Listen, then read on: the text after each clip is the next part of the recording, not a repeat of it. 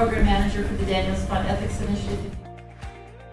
Full-time faculty submit a project, their idea about how to incorporate the Daniels Fund Ethics Initiative principles that are listed here into their coursework. I see so many new faces, so we're going to have to do introductions. I'm new here for 2 months from upstate New York, so I'd like to support efforts in ethics and diversity.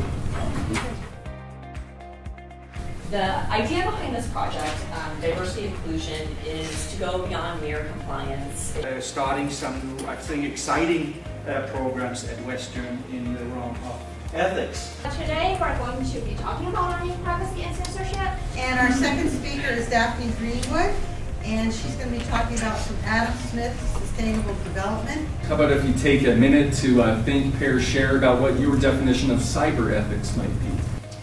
The Ethics Champions program is brand new this year. It's related to the Southern Colorado Higher Education Consortium. Teach the faculty to teach or be comfortable with teaching ethics. I was thinking what to do curriculum-wise that will involve ethics in public administration. I am a clinical instructor.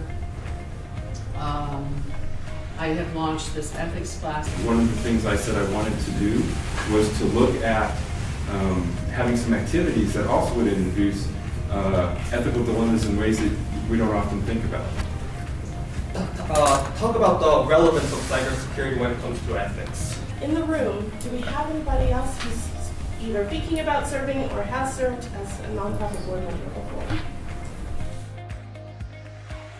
That the ethics essay contest deadline is coming, and if you have any students that would like $1,000. I have to say that I've worn champion on my sleeve since we started. Yeah. And I've worn it proudly, and it's given me more of a loudspeaker.